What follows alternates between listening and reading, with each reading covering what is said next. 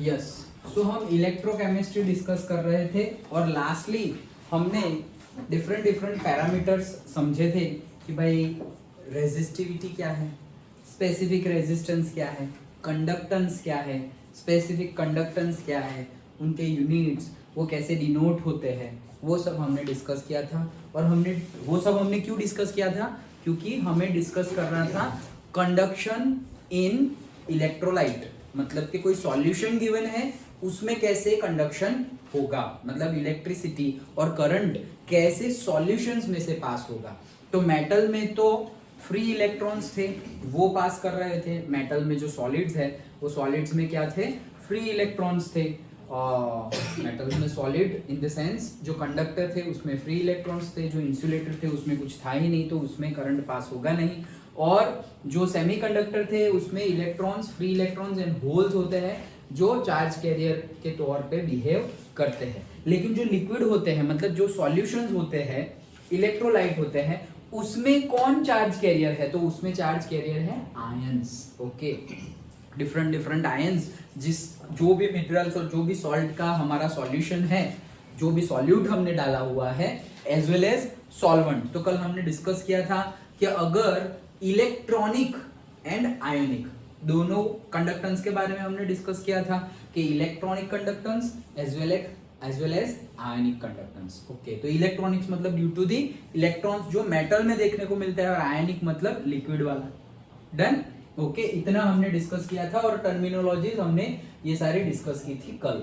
Okay, आगे अब हमें डिस्कस करना है नाउ, अभी हमें डिस्कस करना है measurement of the conductivity of ionic solutions. तो सबसे पहले आयनिक सॉल्यूशंस मतलब सॉल्यूशंस है और जिसमें आयंस ही चार्ज कैरियर है, दैट्स व्हाई आयनिक सॉल्यूशन।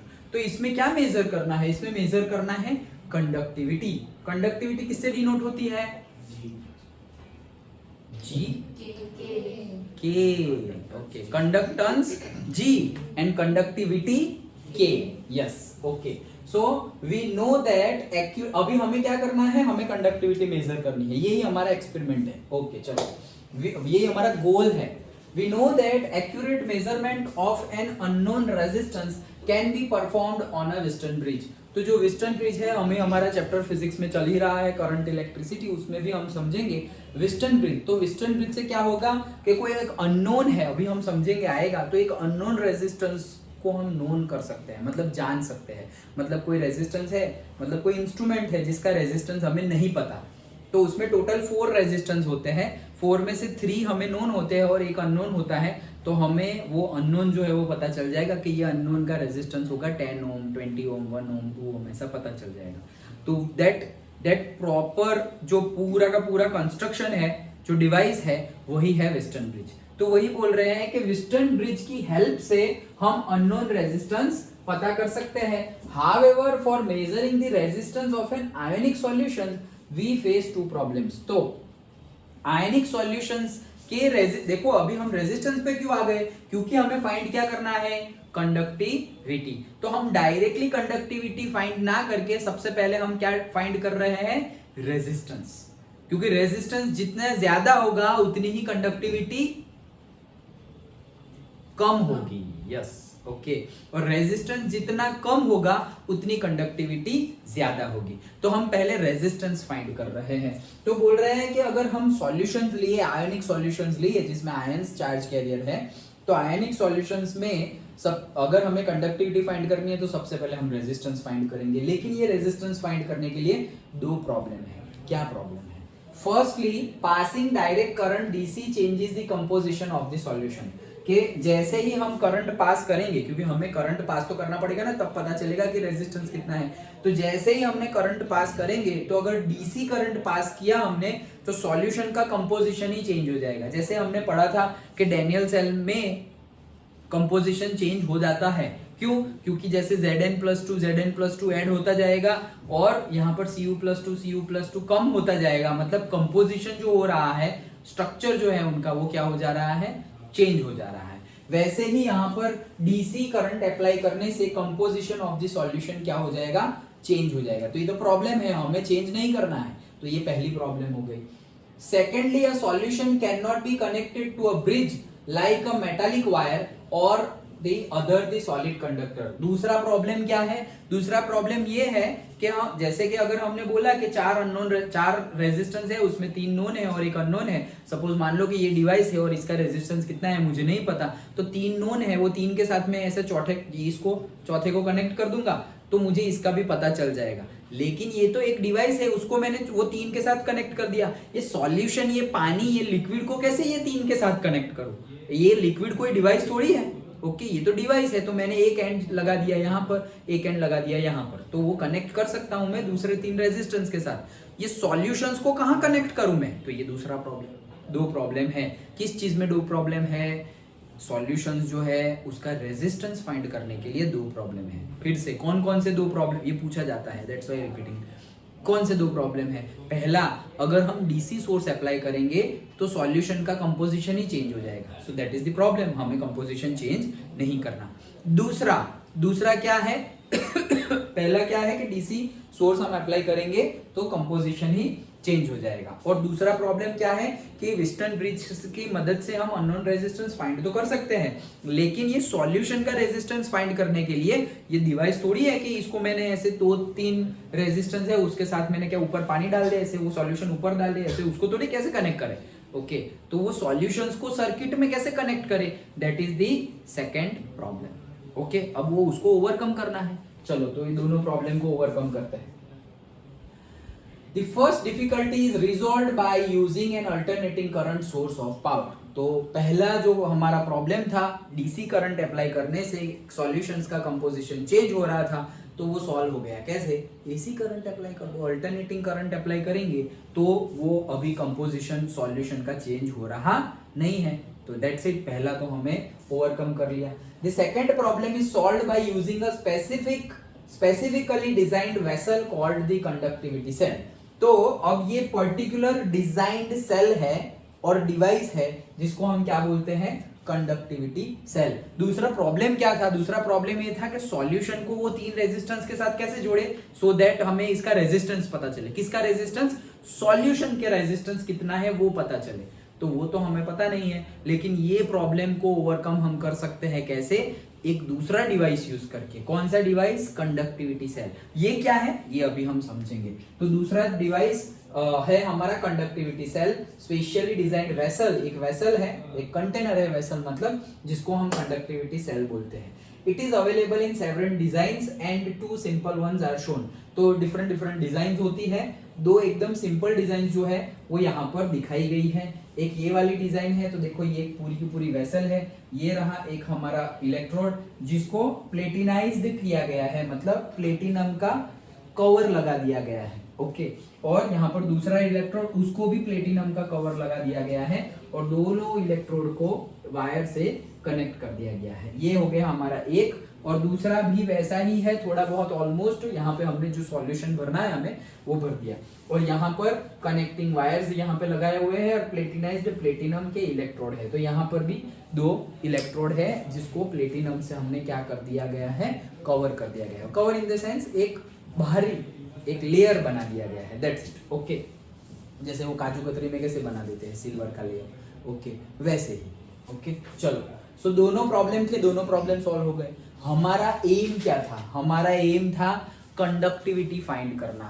किसकी? सॉल्यूशंस की। अच्छा, अभी एम तो पूरा नहीं हुआ। सबसे पहले तो हमने क्या बोला कि भाई कंडक्टिविटी पता करने के लिए हम रेजिस्टेंस पता करेंगे।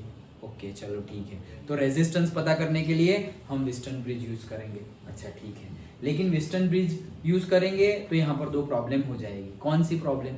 डीसी करंट यूज करेंगे तो कंपोजिशन चेंज हो जाएगा, और वेस्टर्न ब्रिज में एक इंस्ट्रूमेंट हो उसको तो कनेक्ट कर सकते हैं, सॉल्यूशंस को कैसे कनेक्ट करेंगे? ये 2 प्रॉब्लम थी। ये 2 प्रॉब्लम क्या है और दोनों प्रॉब्लम का सॉल्यूशन क्या है, ये एक PYQ है। तो अच्छे से याद रखना कि कौन सी 2 प्रॉब्लम थी और दोनों प्रॉब्लम को ओवरकम कैसे किया। ओके, चलो, तो ये 2 प्रॉब्लम थी, और कंडक्टिविटी सेल का यूज करके दूसरा, और डीसी का एसी से रिप्लेस करके पहले प्रॉब्लम को सॉल्व किया। ओके, चलो आगे बढ़ते हैं। बेसिकली इट कंसिस्ट ऑफ, अब ये जो 2 है उसको अच्छे से समझते हैं कि है क्या। Basically it consist of 2 platinum electrodes coated with the platinum black, that is finely divided metallic platinum is deposited on the electrodes इलेक्ट्रोकेमिकली मतलब जो हमने डैनियल सेल पढ़ा, तो यहाँ पर कॉपर का जो रॉड था उसके ऊपर Cu+2 2 इलेक्ट्रॉन गेन करके नया Cu चिपक रहा था ना, तो वैसे ही यहाँ पर क्या लगा दिया गया है, प्लेटिनम। अभी प्लेटिनम का आयन इलेक्ट्रॉन रिसीव करके, मतलब प्लेटिनम का रिडक्शन होके वो प्लेटिनम बनेगा और प्लेटिनम के ऊपर ऐसे चिपक जाएगा। ओके, तो इलेक्ट्रोकेमिकली ऐसे प्लेटिनम का कवरिंग किया गया है, वो बता रहे हैं। अच्छा, these have area of cross sections equal to A and are separated by a distance L। तो ये दो इलेक्ट्रोड है, ये एक इलेक्ट्रोड, ये दूसरा इलेक्ट्रोड, ये इलेक्ट्रोड का एरिया है A, ये इलेक्ट्रोड का एरिया भी है A, और ये दोनों इलेक्ट्रोड के बीच में ये जो डिस्टेंस है वो कितना है, L। ओके, ठीक है। Therefore, the solution confined between these electrode is a column of length L and areas of cross section A। मतलब कि इन दोनों के बीच का जो सॉल्यूशन है वो सॉल्यूशन का ही लेंथ हो गया L और एरिया हो गया A। डन। ये तो थोड़ा भी ऐसा है, एक्चुअल में कैसे एकदम बाहर बना दिया जाता है, जैसे जैसे कि ये हमारा कंटेनर है। ओके, तो ये कंटेनर में इलेक्ट्रोड कहाँ रखे जाएंगे, ऐसे यहाँ पर, और एक यहाँ पर, और फिर यहाँ से इलेक्ट्रोड और यहाँ से ये इलेक्ट्रोड बाहर। लेकिन जो भी सॉल्यूशन बनेंगे तो सारा का सारा सॉल्यूशन इनके बीच में ही तो आएगा। समझ में आया? ये जो ग्रीन कलर से ड्रॉ किए हैं वो है इलेक्ट्रोड। तो ये कैसे थोड़े अंदर है, ऐसे अंदर नहीं, एकदम कंटेनर की दीवार पर होते हैं। तो मतलब जितना भी लिक्विड तुम भरोगे वो लिक्विड का वॉल्यूम क्या होगा, वो लिक्विड की लेंथ क्या होगी भाई, इतनी लेंथ, और एरिया क्या होगा, इतना एरिया। सिलेंडर है तो सिलेंडर का लेंथ और एरिया, तो वो बन गया उसका वॉल्यूम, लाइक दैट। ओके, तो वही प्रैक्टिकली वैसा होता है। ओके, चलो, सो L है उसका लेंथ, मतलब डिस्टेंस। देयरफॉर सॉल्यूशन ये हमने पढ़ा। द रेजिस्टेंस, अभी हमें तो रेजिस्टेंस ढूंढना क्या है, कंडक्टिविटी के लिए हम क्या ढूंढ रहे हैं, रेजिस्टेंस। ओके, फिर रेजिस्टेंस से कंडक्टिविटी पर जाएंगे। ओके, सो रेजिस्टेंस क्या होगा, तो ये हमने कल भी डिस्कस किया था, R is equals to rho L by A. Okay, R is equals to rho L by A, where rho is what, निर्भय,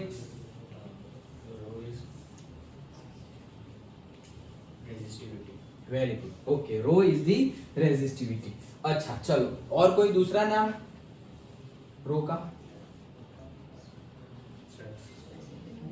specific resistance. Yes, okay, IUPAC में कौन सा यूज करते हैं हम, रेजिस्टिविटी यूज करते हैं। ओके, चलो, गुड।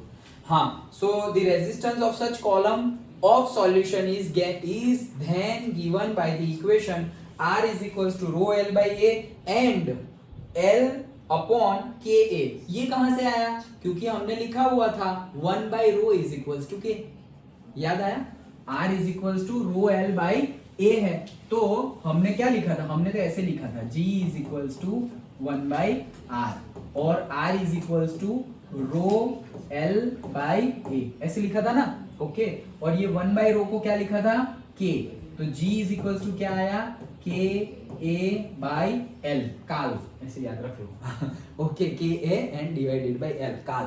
ओके, तो कंडक्टेंस, ये क्या है, कंडक्टेंस इज इक्वल टू काल, मतलब K A divided by L, where K is what, conductivity मतलब स्पेसिफिक कंडक्टेंस।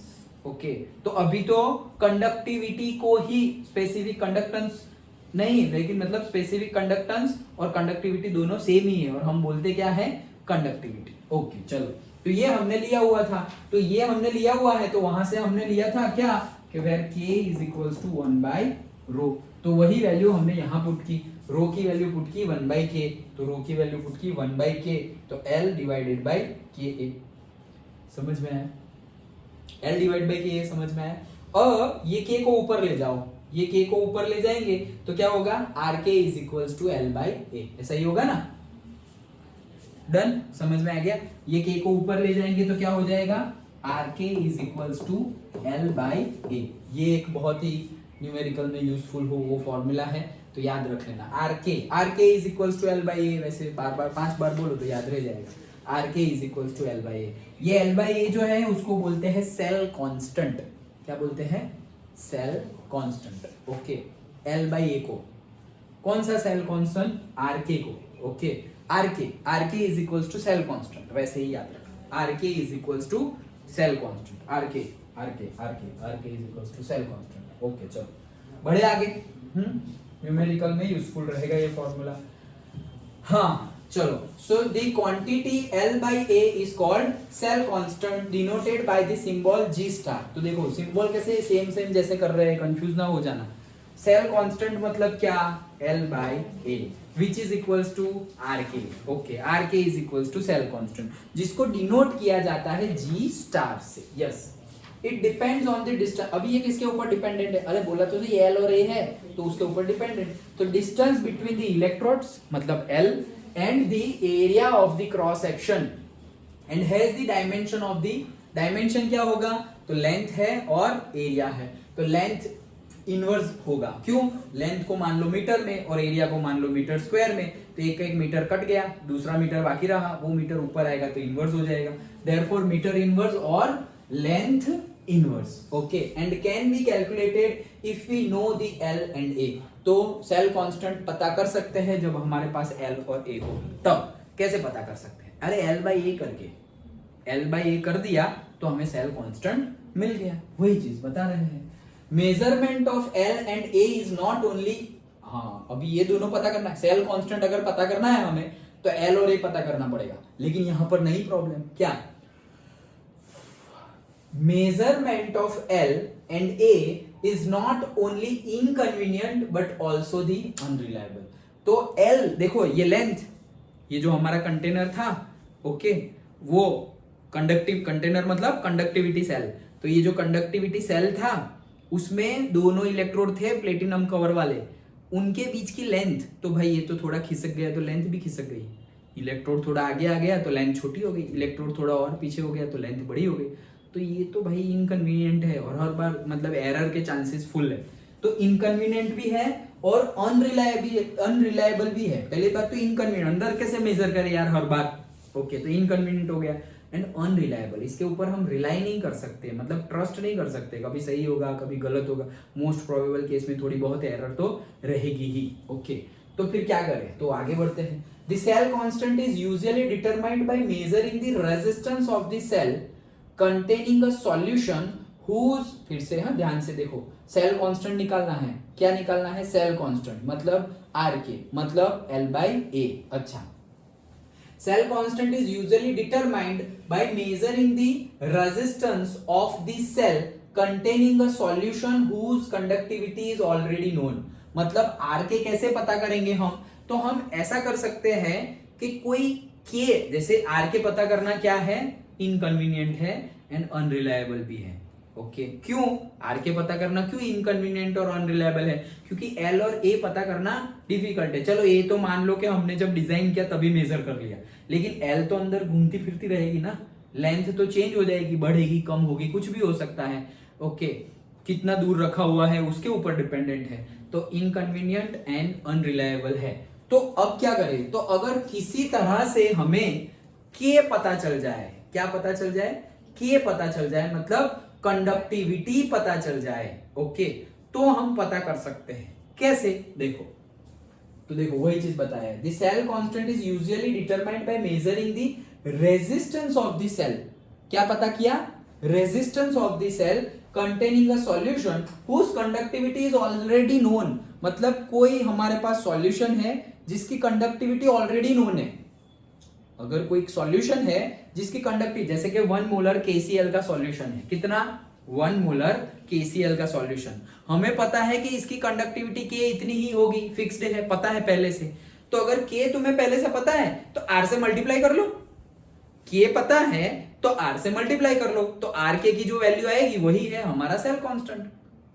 डन, ओके, तो वही चीज बताई गई है कि resistance of the cell containing a solution whose conductivity is already known. किसकी कंडक्टिविटी पहले से पता होगी तो वो हमने प्रैक्टिकली डिराइव करके रखी हुई है। For this purpose we generally use KCl solutions whose conductivity is known accurately at various concentrations and at different temperatures. मतलब कि ये जो हमारा कंडक्टिविटी सेल था उसमें हमने लिक्विड भरा ना, जो सॉल्यूशन भरा ना, वो सॉल्यूशन हमने क्या भरा, KCl, पोटेशियम क्लोराइड। ये KCl का सॉल्यूशन भरा और पर्टिकुलर प्रेशर तो 1 बार ही लिया है, लेकिन डिफरेंट डिफरेंट टेम्परेचर और ये सॉल्यूशन की डिफरेंट डिफरेंट कॉन्सेंट्रेशन ली हमने। ओके जैसे 1 मोलर कॉन्सेंट्रेशन, 0.1 मोलर कॉन्सेंट्रेशन, वैसे अलग अलग कॉन्सेंट्रेशन और अलग अलग टेम्परेचर पर हमने के निकाल लिया पहले से। ओके मतलब जब थोड़ा भी डिस्टेंस चेंज ना हो, लेंथ चेंज ना हो, वैसे मतलब जहां एरर मिनिमम, एकदम मिनिमम हो गई एरर, वैसे स्टैंडर्ड वैल्यू निकाल ली। कब? केसीएल की, मतलब कोई इलेक्ट्रोलाइट, मतलब जो सॉल्यूशन की कंडक्टिविटी निकाल ली। तो कंडक्टिविटी मिल गई तो आर से मल्टीप्लाई कर लो, आर के मिल गया मतलब सेल कांस्टेंट मिल गया। ओके तो वही चीज, तो वो वैल्यू यहां पर हमें बताई गई है। देखो कॉन्सेंट्रेशन किस में? मोलारिटी में, और conductivity and then molar conductivity, वो आगे बढ़ते हैं मोलर कंडक्टिविटी। देखो तो क्या है कॉन्सेंट्रेशन? 1 मोलर, कितना? 1 मोलर कॉन्सेंट्रेशन लिया, और कंडक्टिविटी कितनी है? 0.1113। डन। ये सेंटीमीटर में और मीटर में हम एक ही देखेंगे, सेंटीमीटर देख लो सपोज, अच्छा चलो मीटर देख लो, तो ये है 11.13। फिर हमने लिया 0.1 मोलर, 1 मोलर नहीं उससे भी कम, 0.1 मोलर, तो हो गया 1.29। फिर हमने लिया 0.01 मोलर, ये क्या है? Concentration of KCL. तो कॉन्सेंट्रेशन हम कम करते जा रहे हैं तो कंडक्टिविटी क्या हो जा रही है? कम हो रही है। देखो 11, फिर 1, फिर 0.141। ओके चलो एनी गेस कि कॉन्सेंट्रेशन कम करने से कंडक्टिविटी कम क्यों हो रही है? ये तो प्रैक्टिकल वैल्यू है, लेकिन गेस तो करो कि कॉन्सेंट्रेशन कम करने से ये भाई साहब क्यों कम हो रहे हैं? सर क्योंकि कॉन्सेंट्रेशन कम होगी तो इलेक्ट्रॉन्स भी कम हो गए। हाँ इलेक्ट्रॉन्स नहीं, इलेक्ट्रॉन नहीं चार्ज, हाँ charge, ions. Okay free electrons तो मेटल में होंगे, तो ये सॉल्यूशन में हमारे क्या है? आयंस है, positive ions and negative ions. जैसे KCl है तो उसमें क्या होगा? K plus and Cl minus. तो अगर कॉन्सेंट्रेशन ज्यादा है तो उसमें ज्यादा K प्लस और Cl माइनस होंगे, कॉन्सेंट्रेशन कम है तो उसमें कम K प्लस और Cl माइनस होंगे।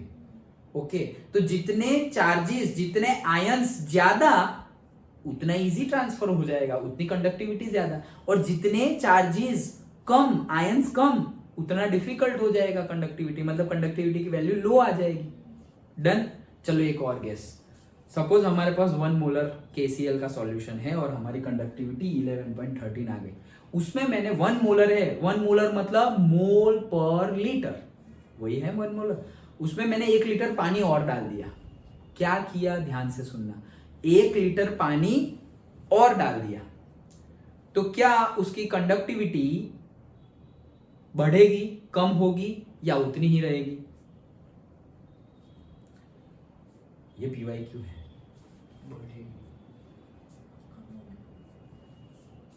बढ़ेगी, कम होगी, कम होगी, कम होगी, कम होगी। किसी को ऐसा नहीं लग रहा कि उतनी रहेगी? चार्जेस तो जितने थे उतने ही है ना, मैंने तो पानी डाला अंदर। नहीं चलो मान लो मैंने तो प्योर वाटर डाल दिया, डीमिनरलाइज्ड वाटर,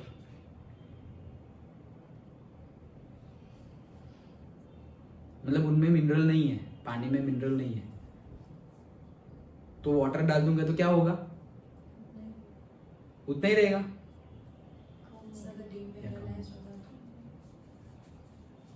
नहीं कम ही होगा, डीमिनरलाइज वाटर हो तो भी कम होगा, मिनरलाइज होगा तो भी कम ही होगा। ओके क्यों ऐसा हुआ? ऐसा क्यों? बढ़ेगा नहीं, कम होगा। क्यों हुआ? क्योंकि हमारी डेफिनेशन क्या है? मोल पर लीटर।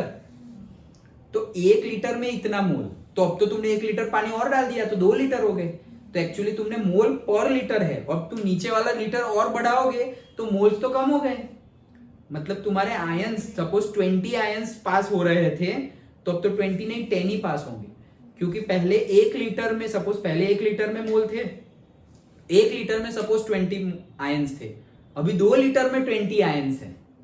पहले 1 लीटर में 20 आयंस थे, अभी 2 लीटर में 20 आयंस है, तो पर लीटर आयंस कम हुए या बढ़े? कम हुए ना।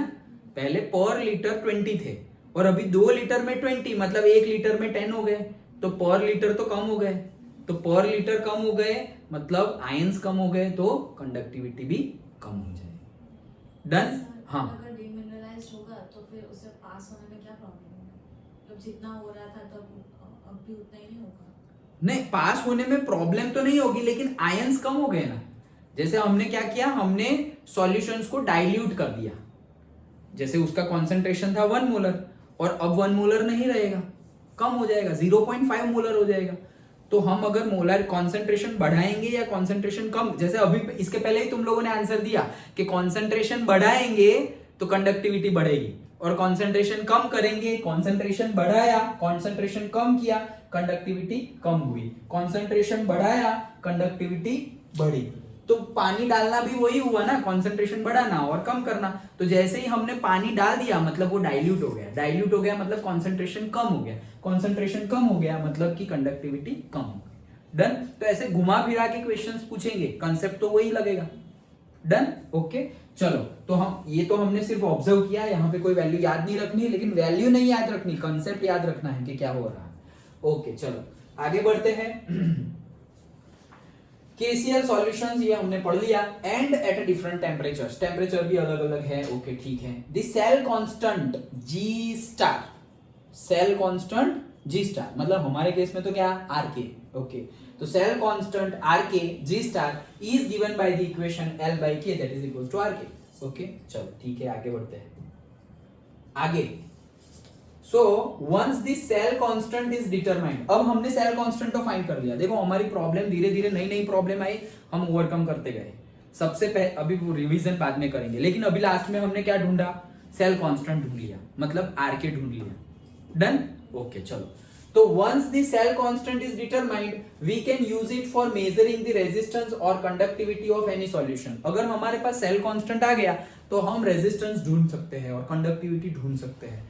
ओके कैसे, अभी ढूंढते हैं। देखो the setup for the measurement of the resistance is shown. तो रेजिस्टेंस कैसे ढूंढेंगे, तो अभी सेटअप देखते हैं। 2.5 ये रहा, यही है हमारा व्हिस्टन ब्रिज। ओके तो फिजिक्स में तो पढ़ेंगे, लेकिन केमिस्ट्री जितना अभी केमिस्ट्री में पढ़ लेते हैं। ओके क्या है, इसी को बोलते हैं व्हिस्टन bridge. Suppose R1 R2 R3 उल्टा, अच्छा चलो R3 R4, वैसे ही हमने सारे रेजिस्टेंस यहाँ ऐसे लगाए हुए हैं, और कैसे लगाए हुए हैं तुम देख सकते हो। सपोज ये और ये जो है वो कैसे लगाए हुए हैं, सीरीज में, ये दोनों भी सीरीज में, और वो ये दो और ये दो कैसे, पैरेलल। Okay done. बीच में ये हमने लगाया हुआ है, ये है डिटेक्टर, और यहां पर हो सकता है डिटेक्टर और galvanometer. Done ji.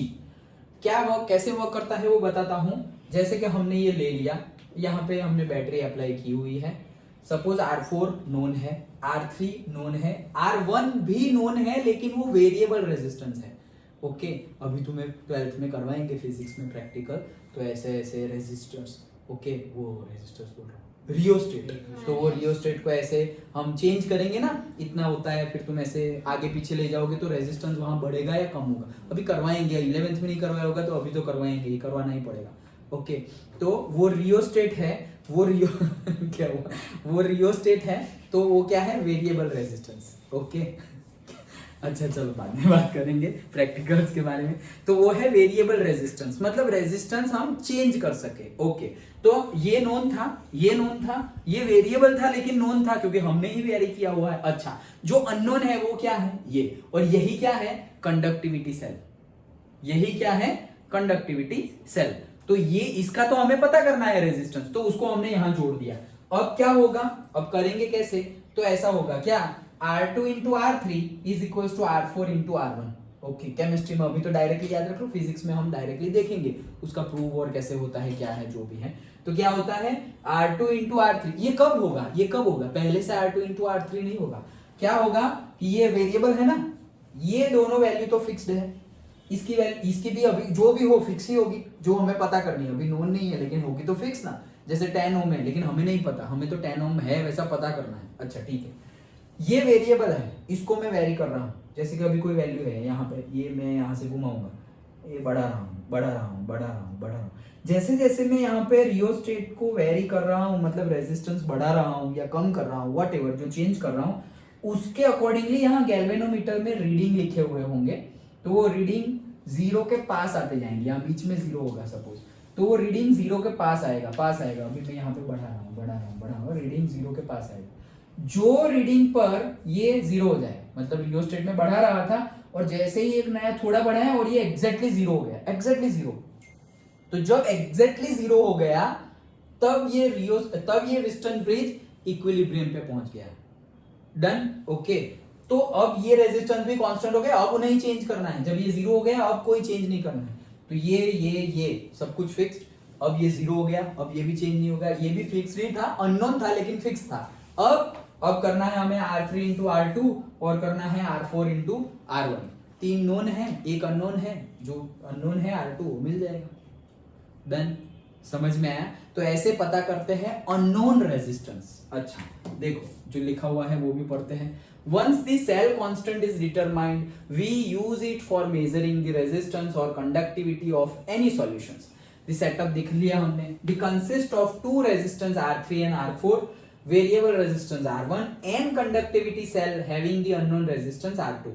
The Wheatstone bridge is fed by an oscillator O of a source of AC power in the audio frequency range of 550 to 5000 cycles per second. नहीं पूछा जाता। P is a suitable detector, okay, a headphone or the electronic device, and the bridge is balanced when no current pass through the detector. Bridge balance कब कहा जाएगा? When no current pass through the detector, मतलब no current pass कब हो जाएगा? जब यहाँ हमने वैरी करते करते करते यहाँ पर गैल्वेनोमीटर क्या हो गया? जीरो। गैल्वेनोमीटर जीरो मतलब क्या? करंट पास नहीं हो रहा है। गैल्वेनोमीटर तो करंट पास को तो ही रीडिंग दिखाएगा ना, तो गैल्वेनोमीटर ही जीरो रीडिंग दिखा रहा है, मतलब करंट पास नहीं हो रहा है। ओके, अंडर दीज कंडीशंस, ये कंडीशन में क्या हो जाएगा? तो जैसे मैंने तुम्हें बोला ऑपोजिट वाले को मल्टीप्लाई कर लो, R2 into R3 is equal to R1 into R4। तो ऐसे करेंगे तो देखो R2 into R3 is equal to R1 into R4। Conductivity cell का रेजिस्टेंस हमें नहीं पता था, विच इज R2, तो कंडक्ट अननोन रेजिस्टेंस जो था R2 that is equal to R1 R4 by R3। तो इससे ये भी पता है, ये भी पता है, ये भी पता है, सब कुछ पता है, वैल्यू पुट करो तो हमें कंडक्टिविटी सेल का रेजिस्टेंस पता चल गया। डन, पक्का? ओके, चलो। These days inexpensive conductivity meters are available which can directly read the conductance or resistance of the solutions in the conductivity cell। मतलब आज के डेट में तो भाई बहुत ज्यादा टेक्नोलॉजी आगे बढ़ गई है। जैसे पहले भी बहुत मेहनत करके सब कुछ पता चलता था, अब तो भाई फटाफट टेक्नोलॉजी का यूज करके हो जाता है। तो वही चीज बता रहे हैं। Once the cell constant and the resistance of the solution in the cell is determined, मतलब अभी हमारे पास RK भी है, सेल कांस्टेंट भी है, अभी हमारे पास रेजिस्टेंस भी है, R भी है, then the conductivity of the solution is given by, तो RK is equals to cell constant था, सेल कांस्टेंट तो हमें मिल गया। सेल कांस्टेंट कैसे मिला? नॉन इलेक्ट्रोलाइट जो हमने लिखा KCl के डिफरेंट टेम्परेचर और डिफरेंट कॉन्सेंट्रेशन पे उसकी कंडक्टिविटी क्या होगी वो हमें पता चल गया। ओके, तो कंडक्टिविटी पता चल गई है तुम्हें ऑलरेडी। डन, ओके, तो वही चीज बताए है, कंडक्टिविटी पता चल गई, रेजिस्टेंस भी पता चल गया, मतलब RK पता चल गया, मतलब क्या? सेल कांस्टेंट पता चल गया। अच्छा, the conductivity of the solutions of different electrolytes, अभी कोई दूसरा इलेक्ट्रोलाइट्स होगा, the conductivity of the solutions of different electrolytes in the same solvent and at a given temperatures differ due to the change in the size of the ions in which they dissociate, the concentration of the ions or the ease with which the ions move under a potential gradient। अब नई problem आई एक, क्या बोल रहे हैं? अगर हमने conductivity cell में हमें क्या बोला कि वो इनकन्वीनियंट था। क्या इनकन्वीनियंट था? सेल कांस्टेंट में L और A मेजर करना इनकन्वीनियंट और अनरिलायबल था। तो उसका सॉल्यूशन हम कैसे लाए? उसका सॉल्यूशन हम लाए कि कोई पहले से ही कॉन्सेंट्रेशन फिक्स्ड है और जिसकी कंडक्टिविटी नोन है। जैसे कि KCl का कॉन्सेंट्रेशन 1 मोलर लिया, उसकी कंडक्टिविटी 11.1 सीमेंस पर मीटर जैसी होगी, ऐसे हमने रफली देखा टेबल में। ओके, कि इतनी फिक्स्ड है, उतनी क्या हो गई? फिक्स्ड हो गई। तो अगर उसके लिए अगर कंडक्टिविटी ऑलरेडी नोन है, ऑलरेडी कंडक्टिविटी नोन है, और व्हिटस्टोन ब्रिज से हमें क्या पता चल जाएगा? R। ओके, तो अब R पता चल गया, K पता चल गया, K पता चल गया, तो R तो व्हिटस्टोन ब्रिज से अभी हमने ढूंढा, वैसे ही पता चल जाएगा। तो वही चीज, लेकिन यहां पर से जो आंसर है उसमें एक नई प्रॉब्लम आई। क्या नई प्रॉब्लम आई? कि यहां पर अगर इलेक्ट्रोलाइट अलग ले लिया, अलग इलेक्ट्रोलाइट ले लिया, अभी तो हमने KCl लिया हुआ था, लेकिन अलग इलेक्ट्रोलाइट ले लिया, भले ही तुमने कॉन्सेंट्रेशन सेम रखा, टेम्परेचर सेम रखा, फिर भी अलग रीडिंग आ रहा है। क्यों? आयंस मतलब भले ही सपोज 2 आयन बन रहे थे, यहां पर भी 2 बन रहे हैं, ओके, लेकिन ये जो आयन है उनकी साइज अलग अलग है। जैसे कि Na+ का आयन हो और K+ का आयन हो, तो दोनों की साइज अलग अलग है। एटॉम की ही साइज अलग है तो आयन बनेंगे तो भी साइज तो अलग ही होगी। Na और K की अलग ही होगी, Cl की, और सपोज दूसरा कोई है F है, तो और से Br है, आयोडीन है, उनकी भी अलग ही होगी। तो वही बोल रहे हैं कि भाई वैल्यू डिफर है तो फिर हमारा आंसर भी सेम नहीं आएगा, तो इसके लिए भी सॉल्यूशन है। क्या है?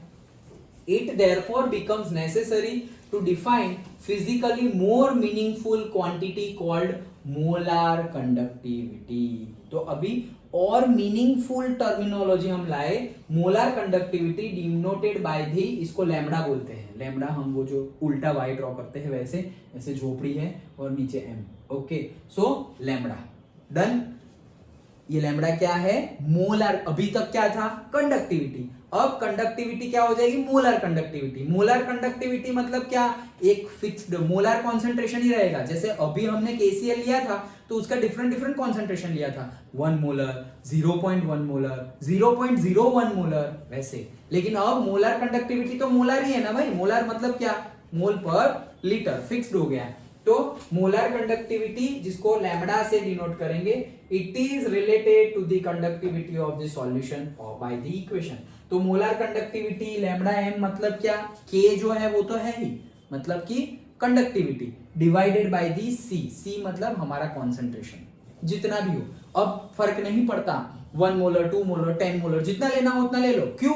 क्योंकि तुमने डिवाइड कर दिया है, तो वो तो आएगा तो पर मोलर ही आएगा, मोलर कंडक्टिविटी। सिंपल। तो याद रखना, molar conductivity and conductivity K है और मोलर कंडक्टिविटी लैम्बडा है। तो लैम्बडा कैसे मिला? K/C करके। डन। इसमें से भी एक PYQ है, अभी आएगा तो बताता हूं। अच्छा चलो, molar conductivity in the above equation if K is express, अभी सिर्फ यूनिट है तो सिर्फ स्टेप्स है, ज्यादा कुछ नहीं है। देखो इसमें in the above equation if K is expressed in siemens per metre मतलब conductivity and the concentration in mole per litre था हमारा, तो लेकिन ये तो मीटर क्यूब है, तो लीटर को मीटर क्यूब में कन्वर्ट करना तो आता है ना। कितना होता है? Litre to metre cube, litre to metre cube कितना होता है? क्या ये 1 litre is equals to 1000 metre cube, ये सही है? या 1 metre cube is equal to 1000 litre, ये सही है? एक ना एक क्वेश्चन बहुत बार पूछ लिया है मैंने।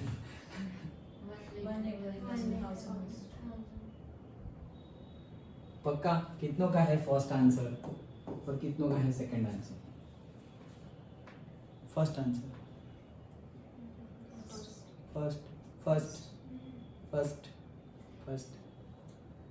फर्स्ट या सेकंड? फर्स्ट। निर्भय सेकंड, सबका फर्स्ट है। सेकंड इन लोग को बाद में पूछता हूँ क्यों सेकंड। सर आपने कुछ बोला था ना 1000 बार पानी डाल सकेंगे।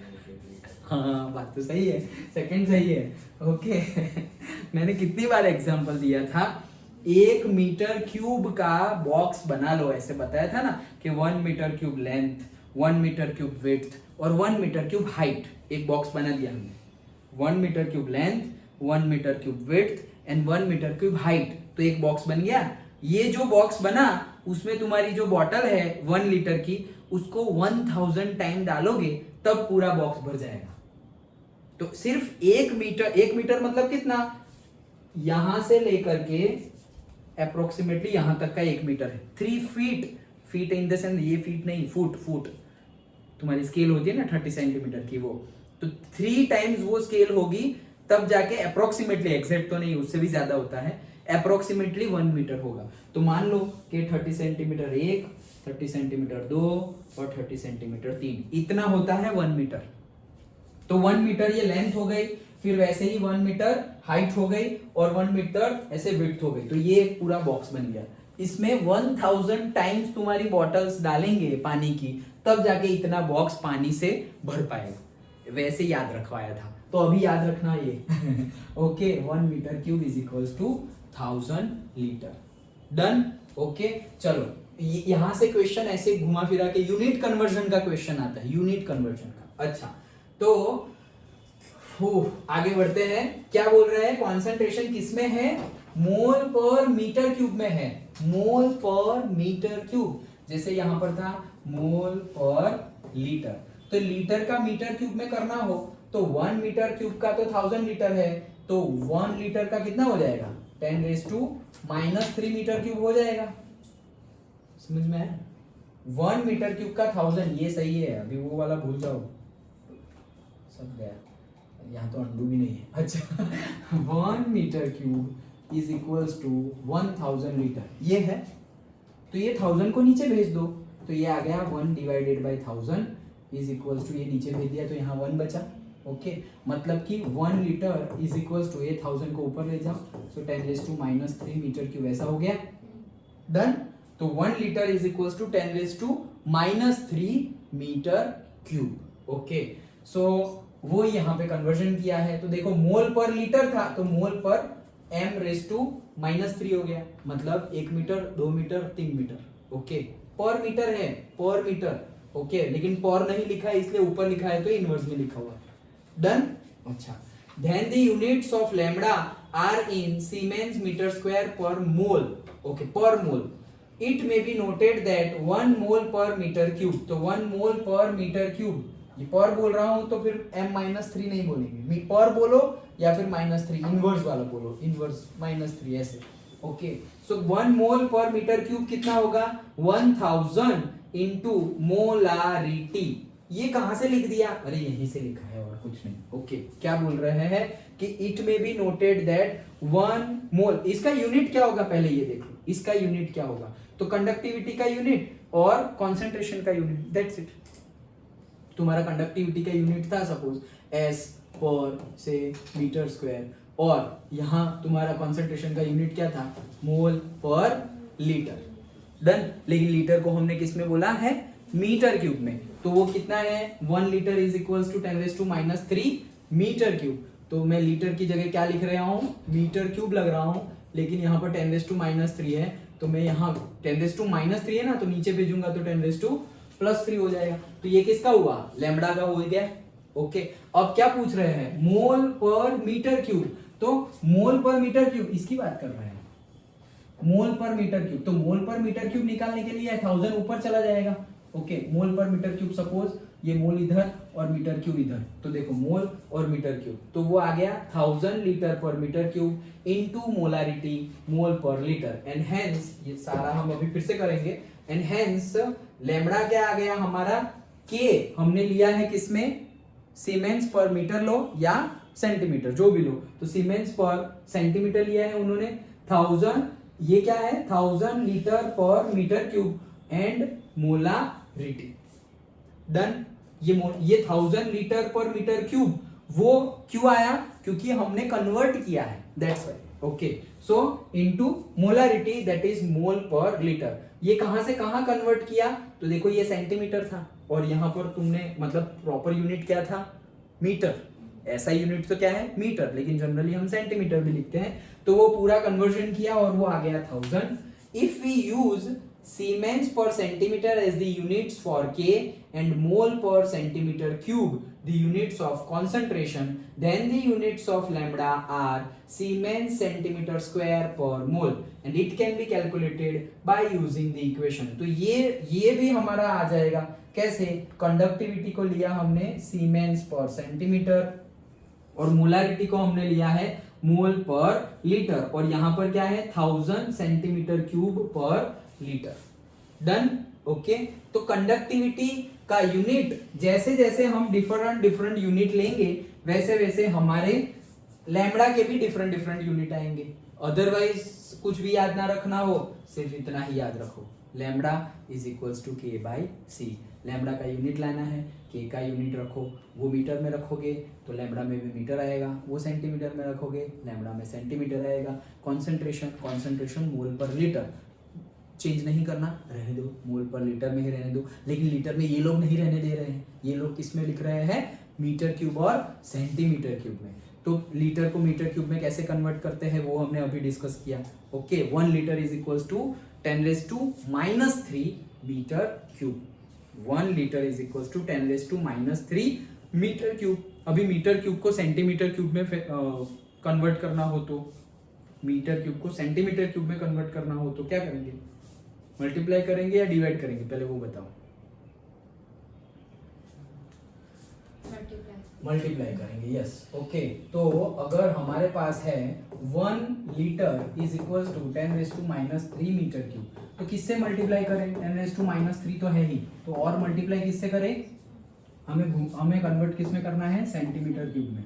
तो किस में कन्वर्ट करें, किससे मल्टीप्लाई करें, 10⁻² से तो नहीं करेंगे, मीटर टू सेंटीमीटर में ही जाना है ना, 1 मीटर को 1 सेंटीमीटर में जाना हो तो 10⁻² करते हैं, तो यहाँ तो 3 है तो 10⁻², 10⁻², 10⁻², 10⁻6। तो ये क्या आया, 10⁻³ centimetre cube, 10⁻³ metre cube, 1 litre. अभी जो चाहिए वो ले लो, इसमें से सेंटीमीटर में रखना है तो 10⁻³ मतलब 1000 सेंटीमीटर क्यूब। समझ में आया ना। तो उसके अकॉर्डिंगली हम फिर यहाँ पर सब चेंज कर दे रहे हैं, क्योंकि मोलैरिटी, तो मोलैरिटी जो हम लिखते हैं और जो कंडक्टिविटी हम लेते हैं तो वहां पर सेंटीमीटर मीटर है, तो अगर मोलैरिटी में जो लीटर है उसको भी अगर हम मीटर क्यूब और सेंटीमीटर में कर देंगे तो कट हो जाएगा ना, दैट्स वाई ये कन्वर्जन हम कर रहे हैं। ओके, सो ये 1000 आ जाएगा जब भी हम सेंटीमीटर में ले तो 10⁻+3, मीटर में ले तो 10⁻⁻3। डन। ओके, चलो हाँ, सो आगे if we use siemens per centimetre as the unit of K and mole per centimeter cube the units of concentration। देखो ये जो हमारा फॉर्मूला है वही पुट करो, ये K की वैल्यू क्या पुट की, सीमेंस पर सेंटीमीटर, और इसकी वैल्यू क्या पुट की, कॉन्सेंट्रेशन की, मोल per centimetre cube. the units of concentration then the units of lambda are कैसे मिलेगा, centimetre siemens centimetre square per mole. तो कैसे आएगा, वो वैल्यू पुट करोगे तो आएगा ना। ओके, देखो क्या क्या बोला, जो बोला है, जिस जो चाहिए वैसी वैल्यू पुट करो। के की वैल्यू क्या पुट की तुमने, तो के की वैल्यू पुट की मोल पर, कहा मोल पर, के की वैल्यू क्या पुट की, सीमेंस पर सेंटीमीटर, तो के की वैल्यू पुट की सीमेंस पर, मैं डायरेक्टली पर ही लिख दे रहा हूं नीचे सेंटीमीटर, और इसकी मोलैरिटी कॉन्सेंट्रेशन की टर्मिनोलॉजी में क्या लिखा है, मोल पर लीटर होता है, वो तो क्या होता है, मोल पर लीटर, लेकिन हमने क्या लिखा, मोल पर सेंटीमीटर क्यूब, तो इसको हमने लिखा मोल और फिर पर मतलब ऊपर गया वो सेंटीमीटर क्यूब, तो ये गया तो क्या बचा, siemens centimetre square per mole, तो वही बचा, देखो सीमेंस सेंटीमीटर स्क्वायर मोल। समझ में आया पक्का। और ये 1000 कहां से आया, अरे ये 1000 हमने कन्वर्ट किया तो लिखना पड़ेगा ना, ये सीमेंस सेंटीमीटर क्यूब है तो मोल पर लीटर, लीटर में अभी तो मैंने बताया था वो रब कर दिया, 1 litre is equal to 10⁻³ metre cube, 1 litre is equal to 10⁻+3 centimetre cube. तो तुमने लीटर को सेंटीमीटर क्यूब में कन्वर्ट किया, दैट्स व्हाई ये 1000 आया है। डन, पक्का, रटना नहीं है यहां पर कुछ भी। ओके, हाँ, so both the types of units are used in the literature and are related to each other by the equation। तो दोनों टाइप के ही रिलेशन इक्वेशन यूज होते हैं, जैसे कि 1 सीमेन metre square per mole and 1 siemens centimetre square per mole. तो अगर metre square per मोल है तो 10⁻+4 आ रहा है, और सेंटीमीटर स्क्वायर पर मोल है तो 10⁻⁻4 आ रहा है। तो तुम्हें भी न्यूमेरिकल में भी जनरली पूछेंगे कि अगर हमने ढूंढा क्या, मोलर कंडक्टिविटी हमने ढूंढी, पहले तो कंडक्टिविटी दे देंगे और कॉन्सेंट्रेशन दे देंगे, तो मोलर कंडक्टिविटी ढूंढो, तो इसमें क्या है, molar conductivity is equals to K by C. लेकिन ध्यान से देखना, वो के बाई सी कर दोगे तो आंसर तो आ जाएगा, लेकिन चेक द यूनिट्स। वो बोलेंगे कि ये यूनिट्स में लेके आओ, और वो यूनिट में लाने के लिए कॉन्सेंट्रेशन तुम्हें गिवन होगा मोलारिटी में। मोलारिटी मतलब मोल पर लीटर में गिवन होगा। मोल पर लीटर को तुम्हें कन्वर्ट करना पड़ेगा सेंटीमीटर में या फिर मीटर में। तो 1 litre is equals to 10⁻³ metre cube and 1 litre is equals to 10⁻³ centimetre cube. वो कन्वर्जन करके तुम्हारा आंसर आएगा। यूनिट सिर्फ सही होना चाहिए। डन। वो तो हम भी करेंगे न्यूमेरिकल। Okay done. ओके, तो ये था पूरा का पूरा हमारा टर्मिनोलॉजी। है क्या आगे और? बस खत्म हो गया ना। So that's it. ये हमने समझा क्या, ये पूरा का पूरा हमने फाइंड किया conductivity of the ionic solution. Okay, तो फिर से एक बार रिवीजन कर लेते हैं कि ये conductivity of the ionic solution हमने कैसे किया। तो हमने सबसे पहले क्या किया, सबसे पहले तो हमने बोला कि भाई ये कंडक्टिविटी निकालने के लिए हम क्या करेंगे, हम रेजिस्टेंस पता करेंगे। रेजिस्टेंस पता कर लिया, आर पता कर लिया। अगर आर पता कर लिया तो कंडक्टिविटी मिल जाएगी। क्यों ऐसा किया? अरे हमने तो बोला था कि कंडक्टिविटी मतलब क्या है, कंडक्टिविटी एंड कंडक्टिविटी को इन रिस्पेक्ट टू कंडक्टेंस हम ला सकते हैं ना। मतलब कंडक्टेंस क्या था, G, और कंडक्टिविटी क्या थी, K। ओके, तो K मिल जाएगा तो हमें G भी मिल जाएगा। और G का डेफिनेशन में हमने लिखा था, क्या था वो, 1/R। G is equals to था 1/R। तो बोले R ही ढूंढ लो डायरेक्टली। अच्छा, तो चलो R ढूंढते हैं। तो फिर क्या बोला भाई, R ढूंढने में दो प्रॉब्लम है। क्या दो प्रॉब्लम है? पहला प्रॉब्लम क्या, सोर्स। ओके, कि डीसी सोर्स, अगर इलेक्ट्रिकल डीसी सोर्स हम अप्लाई करें तो सॉल्यूशन का कंपोजिशन चेंज हो जाता है। और दूसरा क्या, यस, दूसरा हमने सॉल्यूशन जो लिया हुआ है वो सॉल्यूशन में लिक्विड है।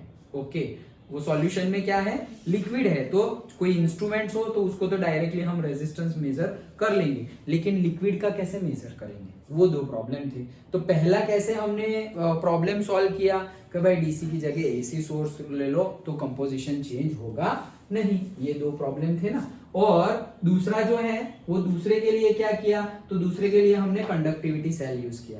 तो कंडक्टिविटी सेल डायरेक्टली यूज किया। तो अब क्या, तो अब तो तुम्हें पूरे सॉल्यूशन का वो तीन के बीच में डालने की जरूरत नहीं है ना, ये दो वायर को ही डाल दो, क्योंकि वो वायर कनेक्टेड ही है वो सॉल्यूशन के बीच में। समझ में आया? हमारी प्रॉब्लम क्या थी कि भाई सॉल्यूशन का रेजिस्टेंस निकालना है।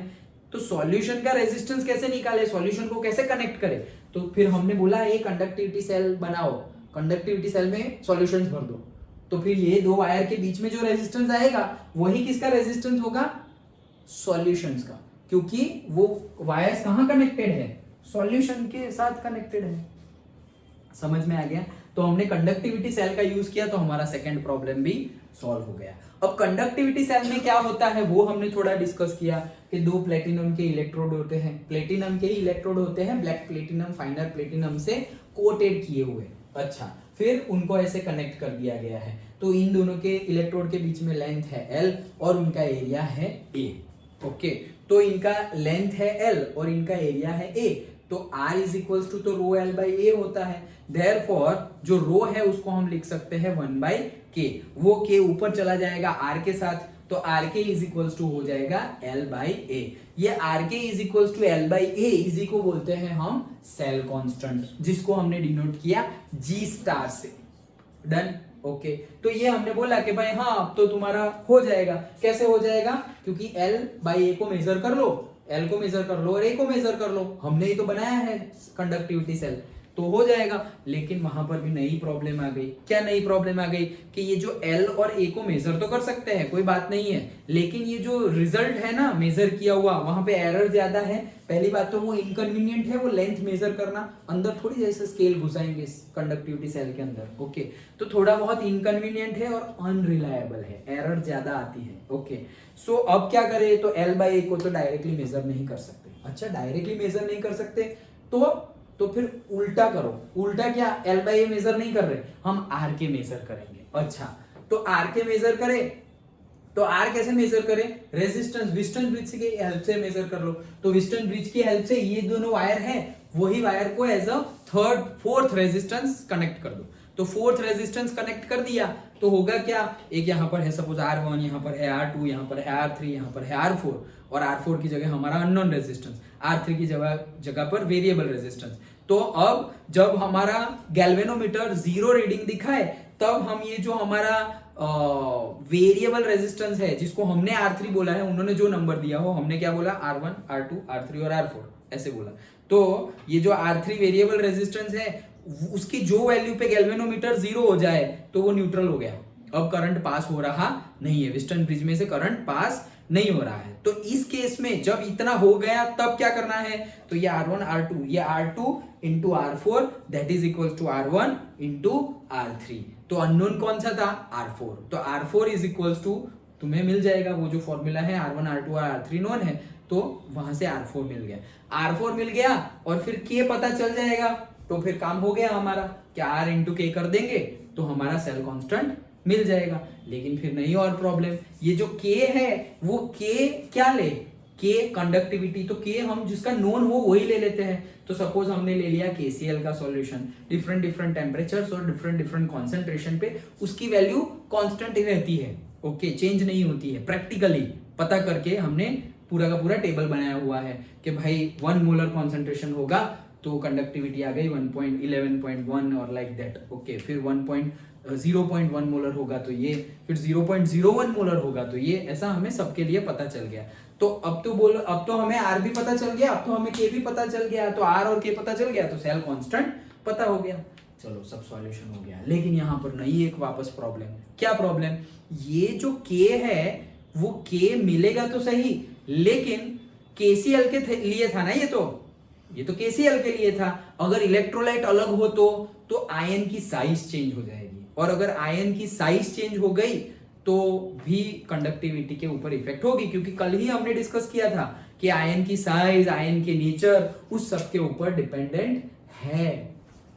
तो अब क्या करें, तो अब हमने बोला कि अच्छा कंडक्टिविटी की वजह से प्रॉब्लम हो रहा है ना, ओके, कंडक्टिविटी की वजह से प्रॉब्लम हो रहा है, 1 मोलर हो तो 2 मोलर हो या KCl हो तो ऐसा करो सबका ही सेम कॉन्सेंट्रेशन कर दो, सबका सेम कॉन्सेंट्रेशन। तो वो सबका सेम कॉन्सेंट्रेशन करने के लिए हमने एक नई टर्मिनोलॉजी इंट्रोड्यूस कर दी, दैट इज मोलर कंडक्टिविटी। तो मोलर कंडक्टिविटी कैसे मिलेगी भाई, molar conductivity lambda is equal to conductivity ही है, सिर्फ डिवाइड बाय कॉन्सेंट्रेशन कर दो, तो अब हमें मिल जाएगी मोलर कंडक्टिविटी। उसका यूनिट क्या, अरे उसका यूनिट जो तुम्हें लिखोगे वही मिलेगा, कंडक्टिविटी का unit siemens per centimetre, siemens per metre, वो जो लिखो तो सेंटीमीटर में लिखोगे तो सेंटीमीटर में, मीटर में लिखोगे तो मीटर में। सर हमें तो सीमेंस में ही नहीं लिखना है, हाँ तो कोई बात नहीं, फिर conductivity is equal to 1 by rho, और रो की वैल्यू तो हमने कल निकाली थी, ओके, रो का यूनिट भी निकाला था ना, आर हमने ये डिस्कस किया था ना। हमारा के क्या है, हमारा के है 1 बाय रो, और आर इज इक्वल टू क्या था, rho L by A, therefore rho is equal to क्या था, R A divided by L. तो ये क्या आ गया, ओम इंटू मीटर, रो क्या आ गया, ओम इंटू मीटर, ये 1 बाय रो है तो ये क्या आ जाएगा, ohm inverse into metre inverse. तो कंडक्टिविटी सीमेंस में मत बताओ, ओम इनवर्स ऐसे न्यूमेरिकल में ऐसे बना बोल देंगे कि भाई निकालो मोलर कंडक्टिविटी निकालो, लेकिन यूनिट ऐसा कुछ दे दिया। अब तुम ऐसे खुजाते रह गए कि यार सब कुछ सीमेंस चल रहा था और ओम कहां से आ गया बीच में, तो रो का यूनिट तो हम कन्वर्ट कर सकते हैं ना, ओके डन।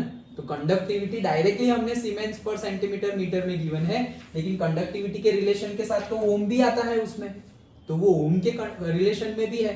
तो कोई भी यूनिट पूछ ले, सिर्फ हमें इसलिए तो कल का लेक्चर में सारे के सारे यूनिट्स जो थे वो अच्छे से कौन से, और कन्वर्जन, यहां से जो न्यूमेरिकल पूछा जाएगा उसमें सबसे ज्यादा इंपॉर्टेंट चीज है यूनिट्स एंड यूनिट्स कन्वर्जन। ये टॉपिक के ऊपर के जो न्यूमेरिकल्स है उसमें सबसे ज्यादा इंपॉर्टेंट क्या है, units and unit conversion, okay. तो वही चीज है। तो फिर हमें आर भी मिल गया, के भी मिल गया, मोलर कंडक्टिविटी भी मिल गई, दैट्स इट। तो फिर हमने डिस्कस किया कि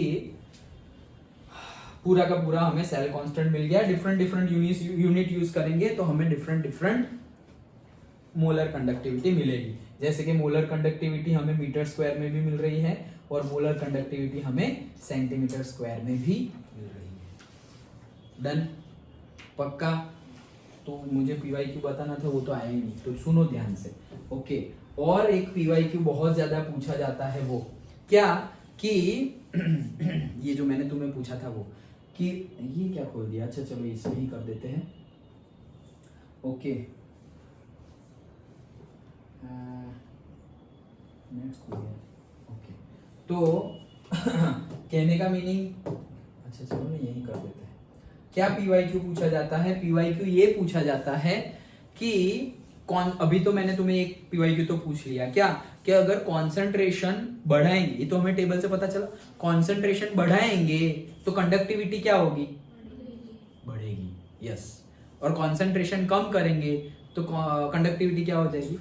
कम हो जाएगी। ओके, तो ये तो एक PYQ है ही नॉर्मल। एक और उससे भी एक लेवल अप वाला PYQ क्या है? कॉन्सेंट्रेशन बढ़ाएंगे तो कंडक्टिविटी तो बढ़ेगी, लेकिन वो शायद, एक मिनट, हाँ मैं आगे की थियरी देख लूँ। अगर हम डिस्कस करने ही वाले हो तो फिर अभी डिस्कस नहीं कर रहे, वो थियरी आएगी तभी डिस्कस करेंगे।